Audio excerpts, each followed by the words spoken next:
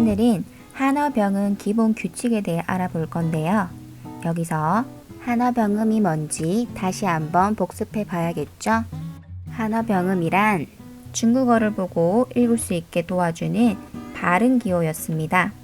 한어병음의 구성 요소로는 한 음절의 첫 소리에 오는 자음, 즉 성모와 한 음절에서 성모를 제외한 나머지 부분인 음모, 그리고 음의 높낮이인 성조가 있습니다. 그런데 중국인들은 이 한어병음을 마음대로 쓸까요? 당연히 아니죠. 중국 국가표준화관리위원회에서 한어병음을 바르게 사용하기 위한 기본 규칙을 발표했는데 이걸 바로 한어병음 정사법 기본 규칙이라고 합니다. 그럼 지금부터 이것을 바탕으로 한어병음 기본 규칙에 대해 배워보겠습니다. 성조는 어디에 표기할까요? 성조는 성모가 아니라 음모에 표기합니다. 그런데 음모 위에 성조를 막 쓰는 게 아니라 여기에도 규칙이 있습니다. 이해를 돕기 위해 혀의 모음 사각도를 보겠습니다. 혀의 모음 사각도는 혀의 높낮이, 혀의 앞뒤 위치뿐만 아니라 발음할 때 입이 벌어지는 정도인 개구 정도를 알 수 있는데요. 여기서 개는 열개, 패는 다들패. 그러므로 밑으로 갈수록 입이 크게 벌어지고 위로 갈수록 입이 닫히는 발음이라는 걸 알 수 있습니다. 그림에서 보면 입이 가장 크게 벌어지는 발음이 아고요. 그 다음 중간 정도로 벌어지는 발음이 오어, 으어임을 알 수 있고, 그리고 마지막으로 입이 작게 벌어지는 발음인 이, 우, 으가 있음을 볼 수 있습니다. 성조는 개구 정도가 큰 음모, 즉 입이 가장 크게 벌어지는 음모 위에 붙여주면 됩니다.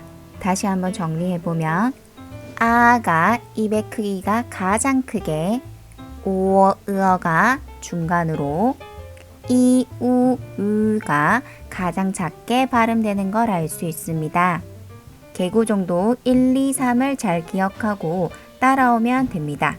기본 음모가 한 개인 경우 음모 위에 해당하는 성조를 표기하면 됩니다. 다, 수, 마, 치. 다음으로 기본 음모가 두 개인 경우 개구 정도를 비교해보고 입이 더 크게 벌어지는 음모에 성조를 표기하면 되겠죠.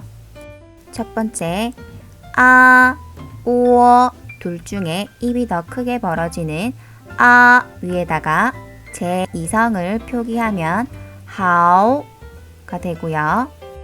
다음으로 오어, 우 중에 오어가 입이 더 크게 벌어지니까 오어 위에 제3성을 표기하면 쪼우가 되고, 다음으로 우, 이는 개구 정도가 같은데 어떻게 하면 될까요?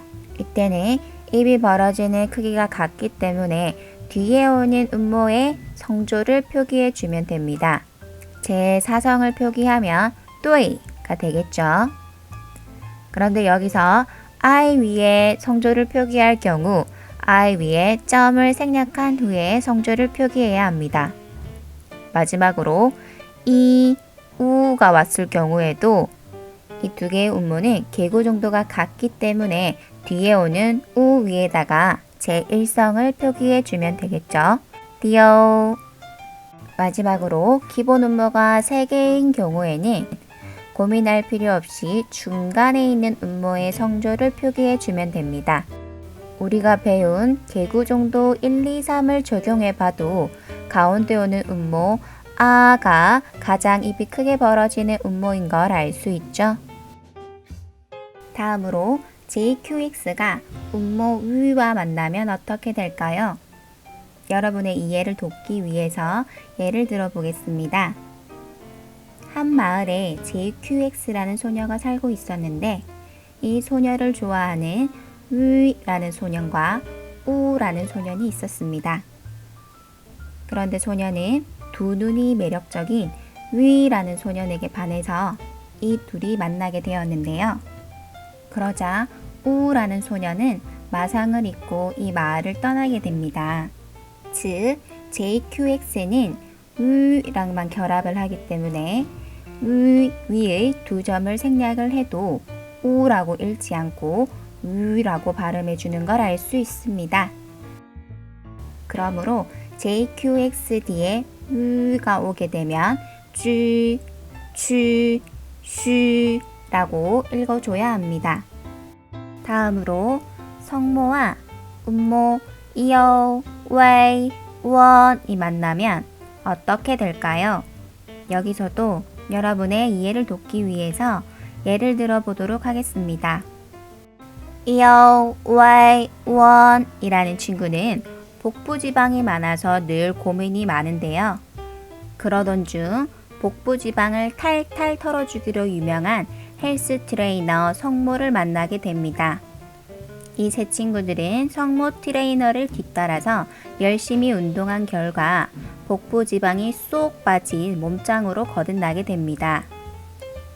하지만 성모 트레이너가 없을 때는 복부지방이 늘어나고 성모 트레이너를 만날 때는 복부지방이 쏙 빠지는 요요를 겪고 있다고 하네요. 즉, 이어, 웨이, 원 앞에 성모가 오게 되면 가운데 있는 음모가 생략된다는 것을 알 수 있습니다. 다음으로 단음모 이, 우, 앞에 성모가 없는 경우입니다.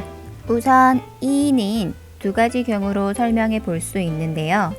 첫 번째, 단독으로 쓰거나 뒤에 다른 모음이 없는 경우에는 이 앞에 y를 추가하여 기재해야 합니다. 예를 들어 이가 단독으로 오게 되면 이 앞에 y를 추가하여 yi로 기재를 해야 하고 인 뒤에 다른 모음이 없기 때문에 이 앞에 y를 추가하여 yin으로 기재를 해야 합니다. 두 번째, 이 뒤에 다른 모음이 있을 때는 이를 y로 바꿔줍니다.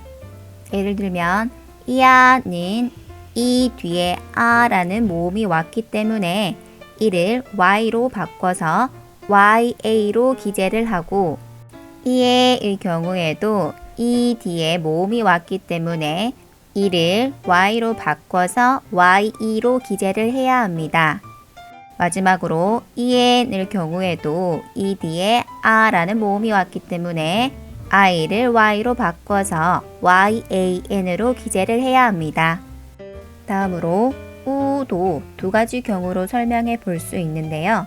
첫 번째, 단독으로 쓸 때는 우 앞에 w를 추가하여 wu로 기재해 줘야 합니다. 두 번째, 우 뒤에 다른 모음이 있을 때는 우를 w로 바꿔서 기재해 줘야 합니다. 예를 들어 와의 같은 경우 우 뒤에 아라는 모음이 왔기 때문에 우를 w로 바꿔서 wa로 기재를 해야 합니다. 워 같은 경우에도 우 뒤에 워라는 모음이 왔기 때문에 우를 w로 바꿔서 wo로 기재를 해야 합니다. 그리고 y 같은 경우에도 우 뒤에 i라는 모음이 왔기 때문에 우를 w로 바꿔서 wai로 기재해야 합니다. 마지막으로 위도 두 가지 경우로 설명해 볼 수 있는데요. 위가 앞에 성모 없이 단독으로 쓰거나 뒤에 다른 모음이 있을 경우 위를 yu로 바꿔서 기재해 줘야 합니다.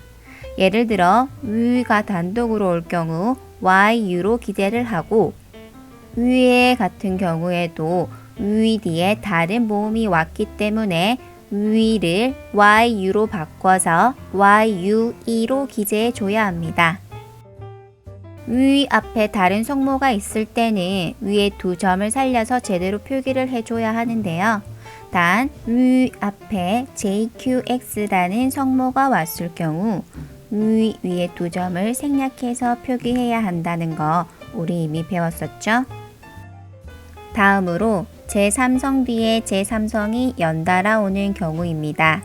니하오 이 문장을 많이 들어봤을 텐데요. 이 문장을 풀어보면 제3성과 제3성으로 이루어진 것을 볼 수 있습니다. 그런데 여기서 성조를 다 지켜서 니, 하오 라고 인사를 하게 되면 발음하기 불편할 뿐만 아니라 시간이 많이 걸리죠. 그래서 조금 더 스무스하게 발음해 주기 위해서 앞에 있는 제3성을 제2성으로 바꿔서 니하오 라고 인사합니다. 즉, 제3성과 제3성이 만나면 앞에 있는 제3성이 제2성으로 바뀐다는 것을 기억해 두면 되겠습니다. 다음은 뿌와 이의 성조 변화입니다. 뿌의 원래 성조는 제4성이지만 뒤에 오는 성조에 따라 뿌의 성조가 바뀌게 되는데요. 뿌 뒤에 제1성, 제2성, 제3성이 올 경우에는 성조 변화가 일어나지 않습니다. 不吃, 不来, 不好. 하지만 뿌 뒤에 제4성이 올 경우에는 앞에 있던 뿌에 성조 변화가 일어나게 되는데요. 이때는 뿌가 제4성이 아니라 제2성으로 바뀌게 됩니다. 즉, 뿌 뒤에 제4성이 올 경우 不去라고 하지 않고 不去라고 스무스하게 읽어줘야 합니다. 다음은 이의 성조 변화입니다. 이는 뿌보다 성조의 변화가 심한데요. 우선 이가 단독으로 쓰이거나 순서를 나타낼 때는 제1성으로 발음하지만 이 뒤에 제1성, 제2성, 제3성이 올 경우에는 제4성으로 바뀌게 됩니다. 一般, 一平, 一起. 하지만 이 뒤에 제4성이 올 경우에는 제2성으로 바뀌게 되는데요. 이때는 一样 이렇게 스무스하게 바꿔서 발음해 줘야 합니다. 다음은 아, 오, 으어로 시작하는 음절이 다른 음절 뒤에 연달아 오는 경우입니다. 이 단어의 한자를 모르는 상태에서 한어병음만으로 발음하게 될 경우 판까이 라고 읽을 수도 있고 방아이 라고 읽을 수도 있습니다. 이는 음절 간의 경계를 분명히 하지 않았기 때문에 생긴 상황인데요. 이때는 음절 간의 경계를 분명히 하기 위해서 격음 부호인 어퍼스트로피를 넣어줘야 합니다. 홀수와 짝수를 나타내는 이 단어의 경우에도 오로 시작하는 음절 앞에 격음 부호를 붙여주면 음절 간의 경계를 쉽게 구분할 수 있겠죠? 찌오. 다음으로 기하를 나타내는 이 단어의 경우에도 으어로 시작하는 음절 앞에 격음 부호를 붙여주면 음절 간의 경계를 쉽게 구분할 수 있습니다. 찌으어. 마지막으로 대문자를 표기하는 경우입니다. 첫 번째, 문장의 첫 자문은 대문자로 표기해야 합니다. 중국어로 봄이 왔다 라는 문장을 춘티엔 라일러 라고 하는데요. 여기서 문장의 첫 번째 알파벳에 해당하는 C는 대문자로 표기해야 합니다. 두 번째, 성과 이름의 첫 자모는 대문자로 표기해야 합니다. 현재 중국의 주석인 시진핑의 이름을 예로 들어보면 성에 해당하는 C의 첫 번째 알파벳인 X는 대문자로, 그리고 이름에 해당하는 찐핑에 오는 첫 번째 알파벳인 J를 대문자로 표기해 줘야 합니다. 세 번째, 지명이나 고유명사의 첫 자모는 대문자로 표기해야 합니다. 중국의 수도인 베이징을 기재할 때도 첫 번째 알파벳인 D를 대문자로 기재해 줘야 합니다. 오늘 배운 내용이 다소 복잡하고 어려울 수도 있지만 한 번에 다 외우려고 하지 말고 학습을 해나가는 도중에 궁금한 사항이 있을 때마다 사전처럼 찾아보며 차근차근 외워나가 주세요. 정말 수고 많으셨습니다. 大家辛苦了，再见。